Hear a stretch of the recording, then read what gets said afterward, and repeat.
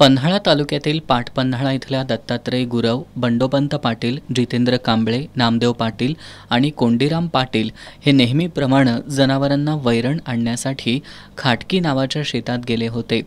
वैरण कापत असतानाच शेतात दबा धरून बसलेल्या गव्यानं अचानक त्यांच्यावर हल्ला चढवला. या हल्ल्यात दत्तात्रय गुरव यांच्या डोक्याला गव्याच्या शिंगाचा जबर मार बसला, तर बंडोपंत पाटील यांच्या पायाला मार लागलाय. उर्वरित तिघे शेतकरी गडबडीत पळताना खाली पडून जखमी झालेत.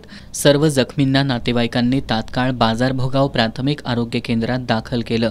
बाजारभोगाव वनपरिमंडळ अधिकारी RS रसाळ यांच्या मार्गदर्शनाखाली वनरक्षक पूजा नरुटे, मच्छिंद्र नवाळे, वनसेवक भुजंग पाटील यांनी घटनास्थळी जाऊन पंचनामा केला.